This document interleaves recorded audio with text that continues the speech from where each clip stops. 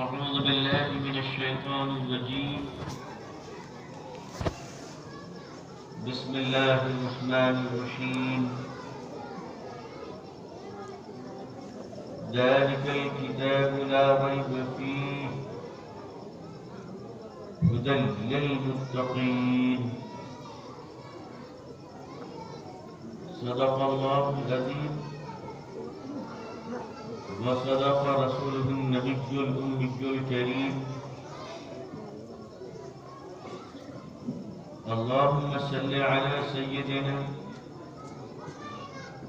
محمد وعترته بعدد كل معلوم لك.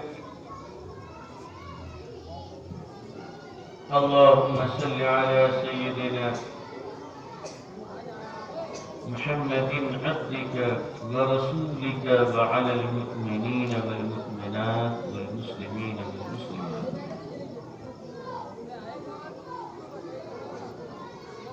حضرات علماء کرام، بزرگان محترم، نوجوانان اسلام، عزیزان گرامی، پردہ نشین خواتین امت اسلامیہ،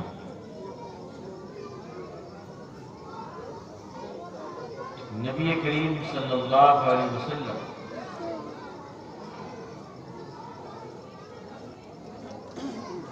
سے جو معجزات ظاہر ہوئے،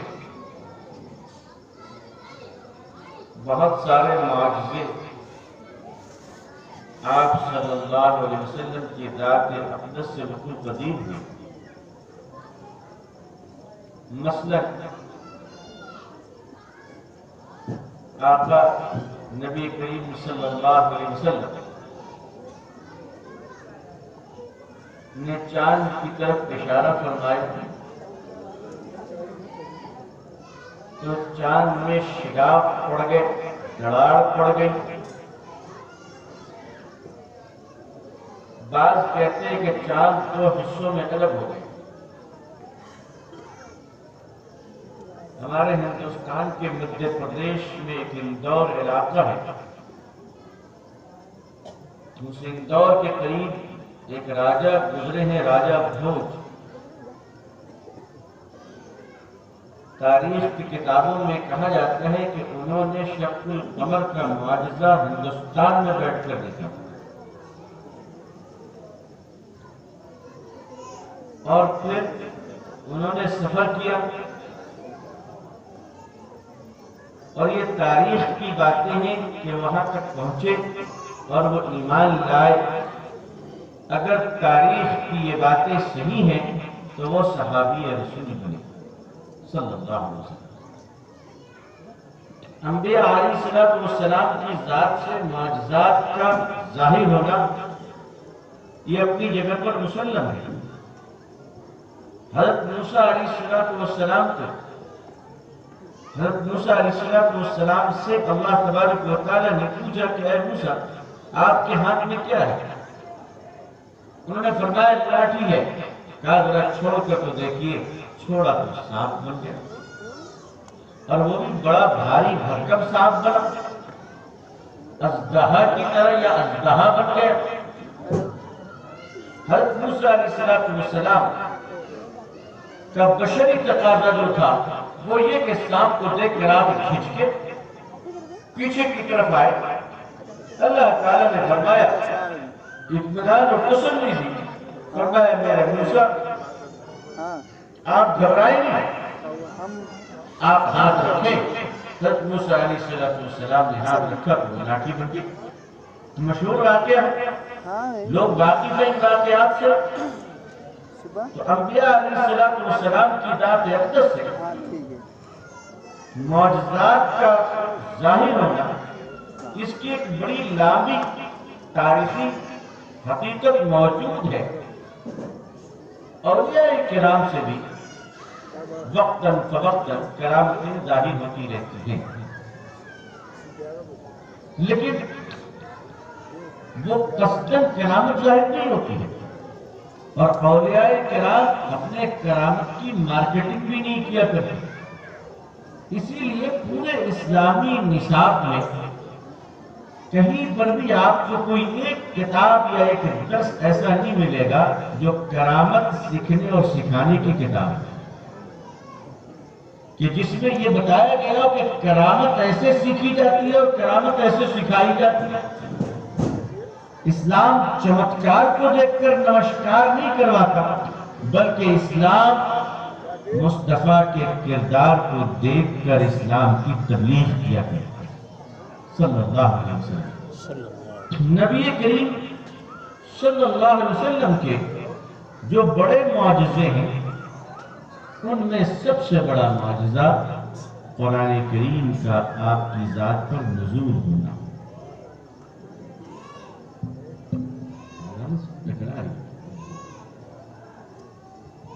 میرے خیال سے آپ حضرات کو سننے میں دقت آ رہی ہے۔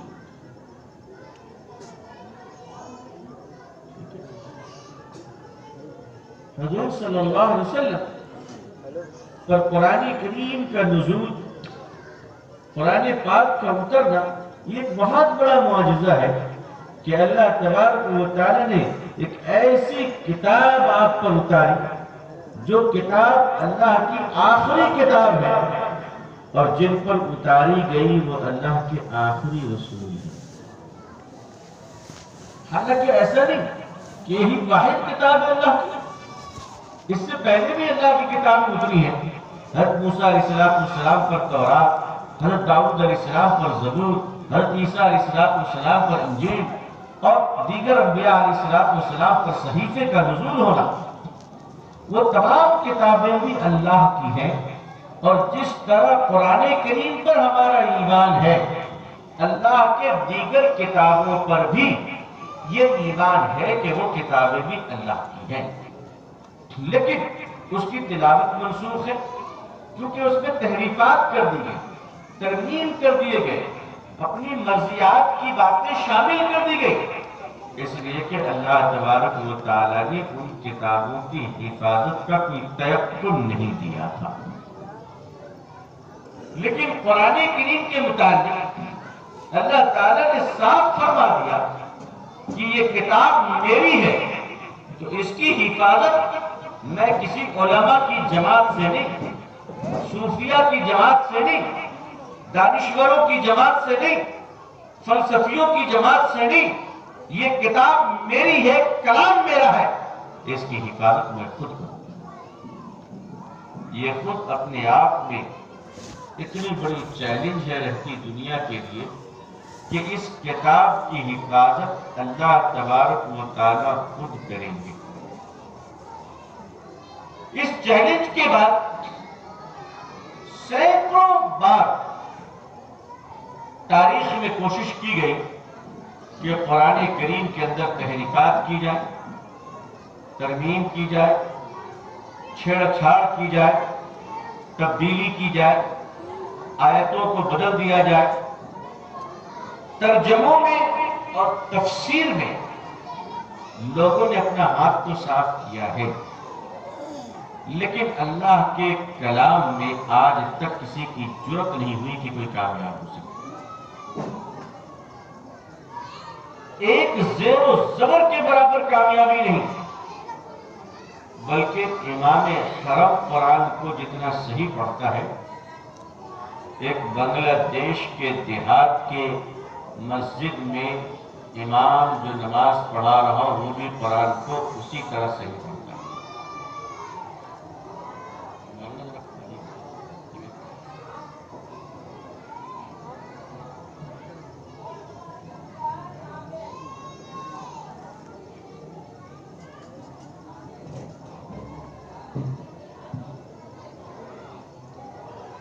دعا فرمائیں، میری طبیعت کافی ناساز ہوئی ہے اس وقت۔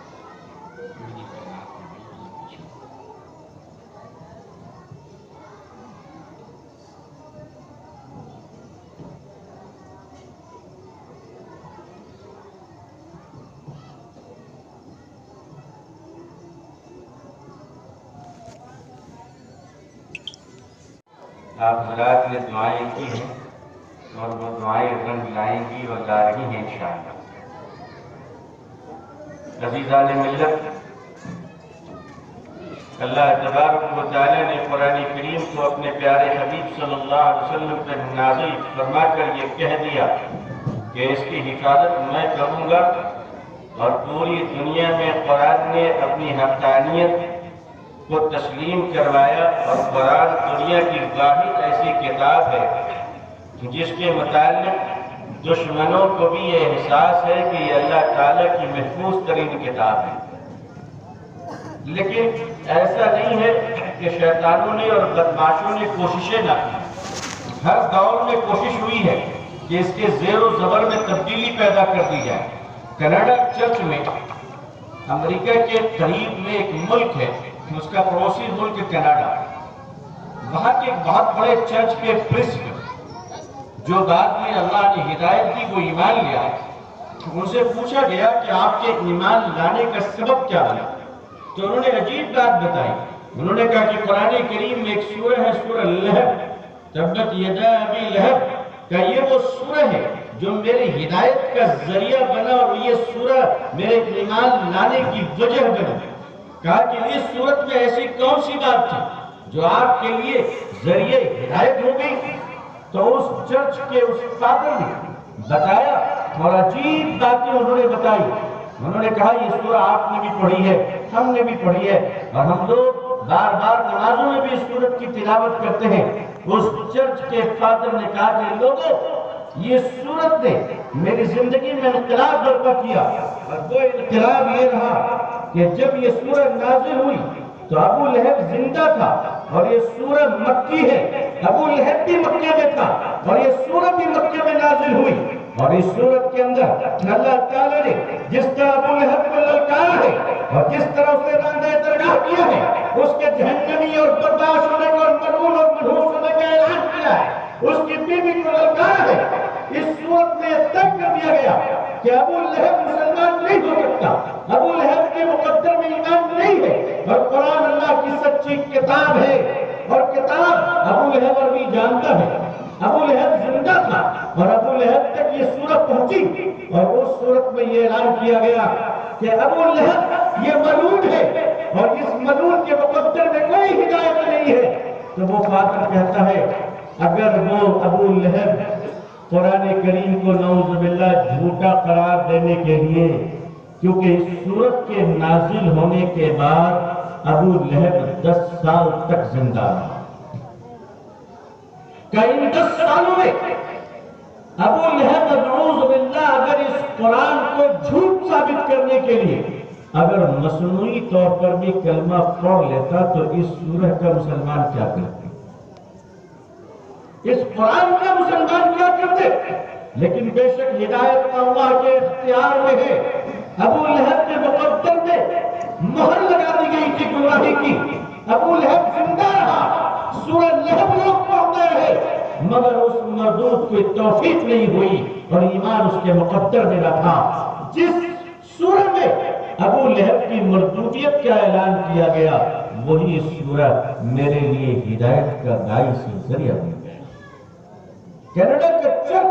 کینیڈا چرچ کے فادر ایمان لاتے ہیں قرآن کریم کے سورت کو پڑھ کر۔ عزیزان ملت، قرآن کریم کو تبدیل کرنے کی بارہا کوشش کی گئی۔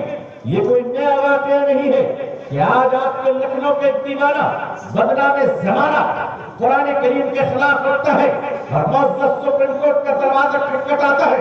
ان کی ضروریت کو ہم پہچانتے ہیں، ان کی نسل کو ہم پہچانتے ہیں، ان شیطانوں کی اولاد اور خاندان کو ہم بہت اچھی طرح پہچانتے ہیں۔ تاریخ کی کتابوں میں ہم نے دیکھا ہے، ایسے شیطانوں کو دیکھا ہے، مگر یاد رکھنا قیامت آ سکتی ہے، قرآن میں فرق نہیں پڑ سکتا۔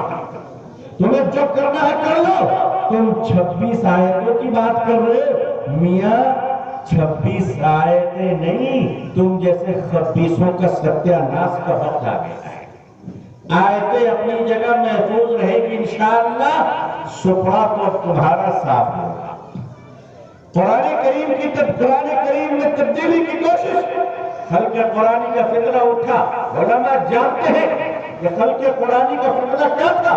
عباس خلفاء کی تائید پاک سنت سے متصاحب ہو گیا، اللہ تعالی رحمت فرمائے اپنے وقت کے مجتہد کو، اپنے وقت کے مجدد کو، امام وقت کو، حضرت امام احمد بن حنبل رحمۃ اللہ علیہ، کہ جب ان سے کہا گیا کہ قرآن مخلوق ہے، امام نے کہا قرآن اللہ کی صفت ہے، کیا جیل میں ڈلوا دوں گا، کیا پھر بھی کہتا ہوں قرآن اللہ کی صفت ہے، کوئی برس رہے فرما رہے قرآن اللہ کی صفت ہے۔ بادشاہ کہتا ہے اے احمد بن حنبل مان لو کہ قرآن اللہ کی مخلوق ہے، فرماتے ہیں تو مان لو کہ اللہ کی صفت ہے۔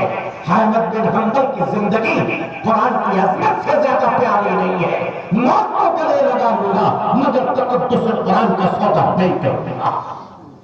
حضرت امام احمد بن حنبل رحمۃ اللہ علیہ کو جیل میں ڈالا جاتا ہے، کوڑے برسائے جاتے ہیں، اوپر کا کپڑا کھول دیا گیا، نیچے پاجامہ پہنے ہوئے ہیں، کوڑے پڑے، ایک کوڑے کی مار جب ایزار بند پہ پڑتی ہے، ایزار کھل جاتی ہے، حضرت امام احمد بن حنبل رحمۃ اللہ علیہ ایک لمحے کے لیے اپنے رب کی طرف کہتے ہیں اللہ آبرو بچا دے، اے اللہ برہنہ ہونے سے بچا لے۔ وہ ایزار خادم قرآن کا تھا، نیچے گرنے کے بجائے اوپر کی طرف اٹھ گیا۔ قرآن کے خادموں کی آبرو اللہ محفوظ رکھتے ہیں۔ مسلمانوں یاد رکھو، حکومت کی ملازمت کرو گے تنخواہ حکومت سے ملے گی، کسی اور کی ملازمت کرو گے پیسے وہاں سے ملیں گے، قرآن کی خدمت کرو گے اللہ اپنے خزانے سے اس کا عطا فرمائے گا۔ قرآن کا خادم کبھی بے یار و مددگار نہیں ہو سکتا۔ قرآن میں تبدیلی کی کوشش کی گئی 1882 میں برطانیہ کا وزیر اعظم مسٹر گولڈ اسمتھ نے جب پارلیمنٹ جب برطانیہ کے پارلیمنٹ میں ایک بل پیش کیا اور رپورٹ پیش کی کہ لوگوں ہم جانتے ہو جب وہ مصر کے اندر تعلیمی نظام اور ایجپٹ کے ایجوکیشن پالیسی کو چینج نہیں کر سکے تو انہوں نے کہا تھا کہ سنو یہی وہ کتاب ہے قرآن جس کی وجہ سے ہم مسلمانوں کو غلام نہیں بنا پا رہے ہیں۔ جب تک قرآن مسلمان کی زندگی میں ہے دنیا کی کوئی طاقت مسلمان کو غلام نہیں بنا سکتی۔ آؤ پہلے قرآن کو مسلمانوں کی زندگیوں سے نکالو پھر مسلمانوں کو اپنا غلام بنا لو۔ اللہ ان مدرسوں کو سلامت رکھے کہ انہوں نے ہزاروں نہیں لاکھوں نہیں آج کروڑوں ایسے حفاظ دیے ہیں کہ جنہوں نے اپنے سینے میں قرآن کو محفوظ رکھا۔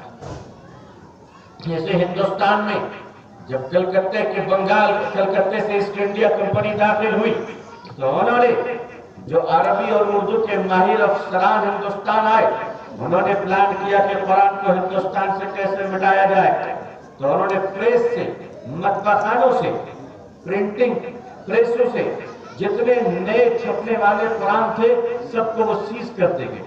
روزانہ قرآن چھپتا تھا وہ سیز کر لیتا تھا۔ تو اس کا پیغام یہ تھا کہ 10 سالوں تک نئے قرآن کی سپلائی بند کر دی جائے تاکہ پرانے قرآن مسلمانوں کے گھروں سے نکل جائے، مسجدوں سے نکل جائے، اور جب نئے قرآن کی طلب ہوگی مسلمانوں میں تو ہم تحریف شدہ قرآن پیش کریں گے۔ یہ کہہ کر وہ اپنے گھر میں نئے قرآن کو جمع کر رہا تھا۔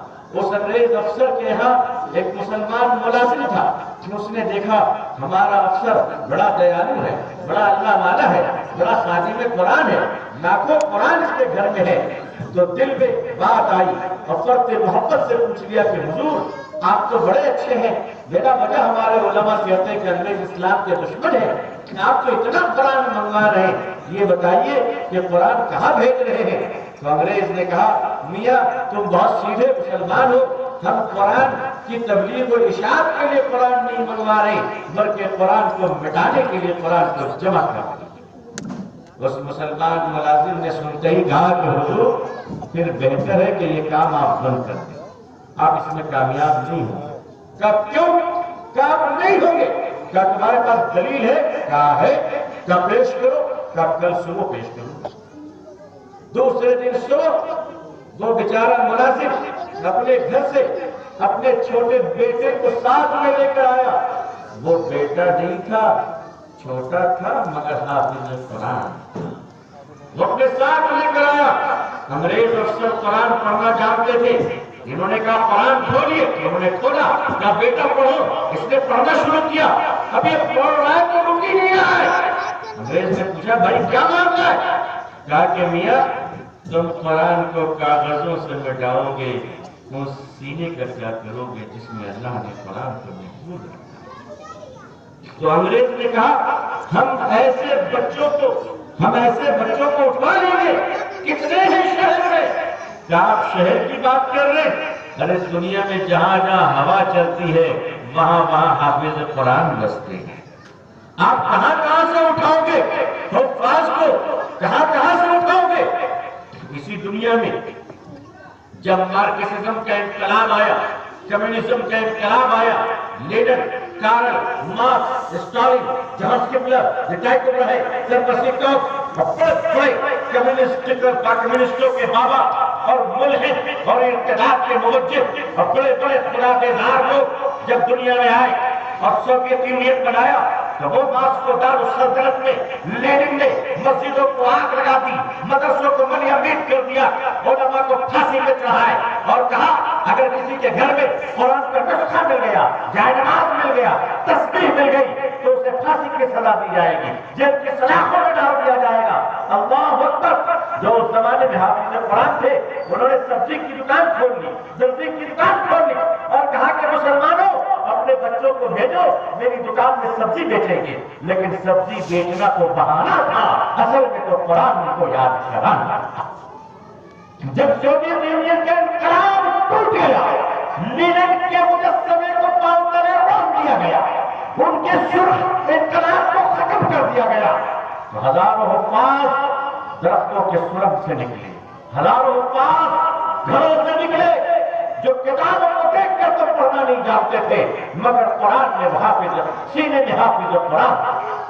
جب انقلاب کمیونزم کا آیا تو مصر میں بھی انقلاب آیا کمیونزم کا، اور لینن اور مارکسوادی لینن اور کمیونزم کے نظریات کا حامل مصر کا صدر بنتا ہے انور سادات۔ انور سادات اپنے کمیونسٹ آقا سے ملنے کے لیے جب مصر آتا ہے تو لینن نے کہا انور تمہارے مصر میں تو عجائبات بہت ہے، تم ہمارے لیے کچھ تحفہ لے کر نہیں آئے؟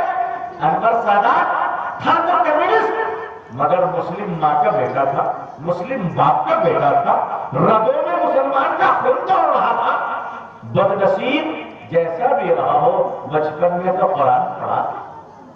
انور سادات کو جب لینن نے کہا کہ تم مصر کے کچھ عجائبات ہمارے لیے نہیں آئے، رگے ایمانی پھڑپڑا گئی کہ اچھا اگلی بار آؤں گا تو ایسا تحفہ لاؤں گا کہ تمہاری پشتیں یاد رکھیں گے۔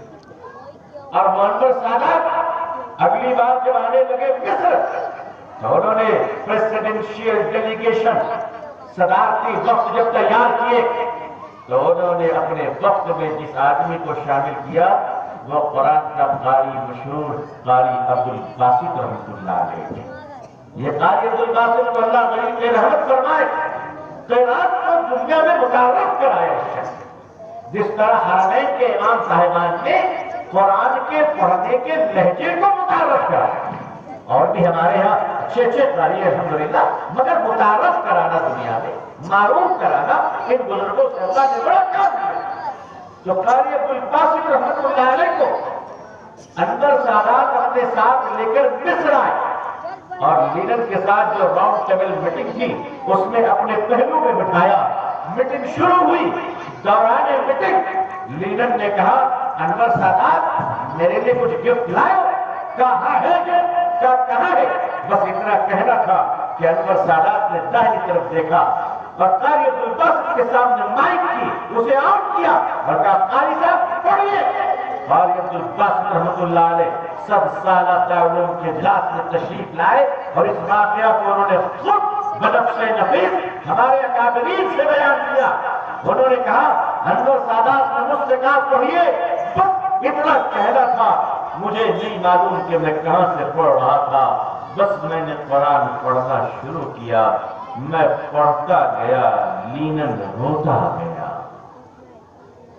لینن کی زبان عربی نہیں، قرآن وہ جانتا نہیں، قرآن کو وہ مانتا نہیں، قرآن کو وہ سمجھتا نہیں، اسے پتا بھی نہیں کہ کیا پڑھا جا رہا ہے، مگر سارا مجمع دیکھ رہا ہے۔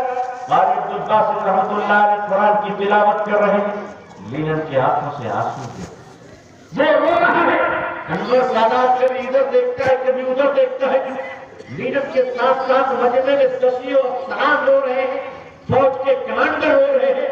تلاوت جب ختم ہو گئی تو لیڈر نے کہا انور سادات سے، یہ کیا بول رہا ہے؟ انور سادات نے کہا وہ تو جو بول رہا ہے تو یہ بتا کہ تو کیوں رو رہا ہے، تیرے رونے کی وجہ کیا؟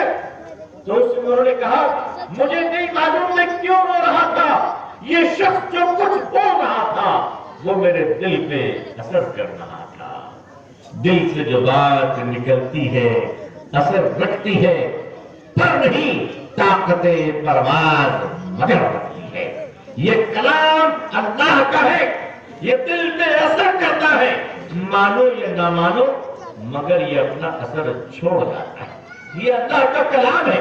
لیڈر کوشش کر کر چلا گیا، برطانیہ کا وزیر اعظم گولڈ اسمتھ کوشش کر کر چلا گیا، اس کے بعد ہندوستان میں بھی کوشش کی گئی تھی۔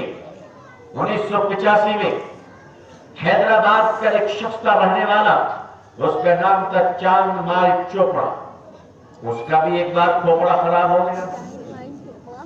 چاند مال چوپڑا کو کلکتے کے کچھ بدماشوں نے بلایا اور کہا کہ تم آؤ، وہ بھی شریر قسم کا آدمی تھا چاند مال چوپڑا، کہا کہ تم آؤ اور قرآن کے خلاف مقدمہ دائر کرو۔ سن 1985 میں چاند مال چوپڑا نے کلکتہ کے ہائی کورٹ میں پدما خستگی کی عدالت میں، عورت خاتون جج تھی، اس عدالت میں یہ مقدمہ دائر کیا اس نے کہ قرآن کو ہندوستان میں بین لگا دیا جائے۔ وہ بھی عجب پاگل عورت مقدمے کو قبول کر لی۔ ہنگامہ مچ گیا کہ قرآن پر مقدمہ چلے گا، زلزلہ آ گیا۔ بنگال کے وزیر اعلیٰ جیوتی باسو اسمبلی میں کھڑے ہو کر کہتے ہیں یہ بدتمیزی برداشت نہیں کی جائے گی، حالانکہ وہ بھی کمیونسٹ تھے، انہوں نے کہا یہ بدتمیزی برداشت نہیں کی جائے گی اور عدالت میں یہ مقدمہ قرآن کا مقدمہ مسلمان نہیں، حکومت بنگال لڑے گی، ادھر مرکز میں راجیو گاندھی صاحب نے اپنی طرف سے ایک وکیل کو بھیجا، سالیسیٹر جنرل مسٹر پرسارن کو، اور اس طرف اسسٹنٹ سالیسیٹر جنرل مسٹر مرلی، یہ دونوں وکلا کلکتے کے ہائی کورٹ میں دنیا کی تاریخ دیکھ رہی تھی، بڑے بڑے ملکوں کے نمائندے اخبار جرنلسٹ، اس دن کلکتے میں ایسا کرفیو جیسا سما تھا، شہر رک گیا تھا، مسلمانوں نے اپنے گھروں میں کھانا نہیں بنایا تھا بلکہ روزے کی کیفیت تھی، ہزاروں ماؤں نے اس دن روزے رکھے تھے کہ اللہ تیری کتاب کی آبرو کا سوال ہے۔ اس دن کلکتے کی مسجدوں میں رونے اور سسکنے کی آواز آ رہی تھی اور ہائی کورٹ کے چاروں طرف مسلمان کھڑے تھے اور مسلمانوں کو پیغام دیا گیا تھا، مسلمانوں تم اف نہیں کرنا، آواز نہیں نکالنا، میرے رب کی کتاب پر آواز اٹھائی جائے اور ہم صبر سے کام لے، کتنا سخت امتحان ہوتا ہے۔ عدالت میں مقدمہ چل رہا تھا، سالیسیٹر جنرل مسٹر پرسارن نے بحث شروع کی کلکتے کے ہائی کورٹ میں، جب معزز جج سامنے بیٹھے ہوئے تھے، اللہ اکبر، تو ہمارے ہندو بھائی وکیلوں نے قرآن کی عظمت پر ایسی تقریر کی کہ وہ تقریر ایسا لگ رہا تھا کہ عدالت کے در و دیوار سے قرآن کا نور ظاہر ہو رہا ہے۔ اس تقریر میں جو سب سے مضبوط دلیل دی گئی وہ دلیل یہ کہ مسٹر سالیسیٹر جنرل نے کہا، میلاد اے محترم جج صاحب یہ بتائیے اگر آپ کی عدالت میں کوئی مسلمان گواہی دینا چاہے تو آپ اس کی گواہی کو سچ کیسے مانیں گے؟ جج صاحب نے کہا میں اسے قرآن پر حلف دلواؤں گا۔ مسلمان قرآن پر ہاتھ رکھ کر کہتے ہیں جو کہوں گا سچ کہوں گا، ہندو بھائی گیتا پر ہاتھ رکھ کر کہتے ہیں جو کہوں گا سچ کہوں گا، عیسائی بھائی بائبل پر ہاتھ رکھ کر کہتے ہیں جو کہوں گا سچ کہوں گا۔ سالیسیٹر جنرل نے کہا میلاد جس کتاب کو عدالت سچ تسلیم کرتی ہے اور اس کے ماننے والے کی گواہی کو عدالت قبول کر لیتی ہے، اس کتاب پر مقدمہ اس عدالت میں نہیں چل سکتا۔ اتنا سننا تھا کہ مقدمہ خارج کر دیا گیا۔ اس بھارت میں ہمارے ہندو بھائیوں نے قرآن کی بڑی خدمت کی ہے، ہمیں بھولنا نہیں چاہیے۔ آپ کے اسی لکھنؤ میں جب اکھنڈ بھارت کا اکھنڈ بھارت ہم تو کہتے ہیں اکھنڈ بھارت بنا لو بھائی، ہماری زندگی میں یہ سپنا پورا ہو جائے۔ اکھنڈ بھارت کا مطلب کیا ہے؟ اکھنڈ بھارت کا مطلب پھر سے پاکستان، بنگلہ دیش، سری لنکا، افغانستان سب ایک ہو جائے۔ الحمدللہ، بولیے آمین۔ ارے ہو جائے، دیر کس بات کی ہے؟ ہم سارے مسلمان اکھنڈ بھارت کے ساتھ ہیں، کرو تحریک چلا، ہم تو تیار ہیں ماشاءاللہ۔ ہم تو چاہتے ہیں کہ ہمارے بھارت سونے کی چڑیا کا لٹیرا جیل میں جائے اور ہمارا ملک پھر آگے بڑھے۔ اس اکھنڈ بھارت میں، اسی آپ کے لکھنؤ میں ایک پریس ہوا کرتا تھا، قرآن چھاپنے والا، اور اس سے بڑی کوئی پریس نہیں تھی، سب سے زیادہ وہ قرآن چھاپتے تھے، اور اس کے مالک کوئی مسلمان نہیں بلکہ نول کشور جی ہوا کرتے تھے۔ وہ ہمارا ہندو بھائی قرآن کی ایسی عزت کرتا تھا کہ جب پریس میں کاریگر آتے تھے تو ان کو باہر غسل کرنا پڑتا تھا۔ وہ جس کپڑے کو پہن کر آتے تھے اس میں آنے کی اجازت نہیں تھی، بلکہ پریس کے اندر پاکیزہ کپڑے رکھے جاتے تھے، وہ پہن کر آؤ، اس لیے کہ نول کشور جی کہتے تھے یہ اللہ کی کتاب قرآن ہے، اسے ناپاکی میں ہاتھ نہیں لگایا جا سکتا۔ انہوں نے اتنا احترام کیا تھا قرآن کا کہ قرآن کی چھپائی کے بعد جو کاغذ کے ٹکڑے روشنائی بچ جاتے تھے وہ اپنے ہاتھوں سے وہ سمیٹتے تھے، اور پریس کے پیچھے کی زمین میں وہ اس کو اپنے ہاتھوں سے دفن کرتے تھے۔ ساری زندگی انہوں نے ادب کیا، اتنا ادب کیا، اتنا ادب کیا، اتنا ادب کیا کہ جب ان کا انتقال ہو گیا تو ان کو مشان گھاٹ لے جایا گیا، اور ٹنوں کے ٹن چندن جلائی گئی اور گھی ڈالا گیا، سب جل گئے، اگر کوئی نہیں جلا تو نول کشور جی کی لاش نہیں جلی۔ لوگ پریشان ہو گئے، لکھنؤ میں ہنگامہ ہو گیا۔ حضرت مولانا عبدالحی فرنگی محلی رحمۃ اللہ علیہ کو جب پتہ چلا تو وہ نکل کر مشان گھاٹ گئے، اور نول کشور جی کے بچوں کے کاندھوں پہ ہاتھ رکھا اور فرمایا بیٹا تمہارے ابا کی لاش نہیں جلے گی، بغل میں کہیں دفن کر دو۔ کہا وجہ کیا ہے؟ کہا وجہ تم نہیں سمجھو گے، اللہ اپنے قرآن کے خادموں کو جب جہنم میں نہیں جلاتا تو دنیا میں کیا جلائے؟ وہ ایمان لائے کہ نہیں لائے ہمیں پتہ نہیں، لیکن میں نے اپنے شیخ حضرت مفتی عبداللہ صاحب پھولپوری رحمۃ اللہ علیہ کی زبان مبارک سے ایک خواب سنا ہے۔ خواب ہمارے یہاں کوئی دلیل تو نہیں ہے، مگر خواب ہے کہ حجت الاسلام حضرت مولانا قاسم صاحب نانوتوی رحمۃ اللہ علیہ نے خواب میں دیکھا کہ نول کشور جی جنت میں اپنی چھڑی لے کر ٹہل رہے ہیں۔ پوچھا کہ حضرت آپ یہاں کیسے پہنچ گئے؟ کہا کہ اللہ نے قرآن کے صدقے مرنے سے پہلے مجھے کلمہ نصیب فرمایا۔ اللہ کرے کہ واقعہ صحیح ہو، خواب کوئی دلیل نہیں ہے، جو مانے وہ بھی مسلمان، جو نہ مانے وہ بھی مسلمان، مگر ظاہر ہے کہ اللہ کی کتاب کی خدمت کرنے والوں کو اللہ نوازتے ہیں۔ آج مدارس اسلامیہ ہندوستان میں اسی لیے زندہ ہے کہ انہوں نے قرآن کی خدمت کو اپنا مشن بنایا۔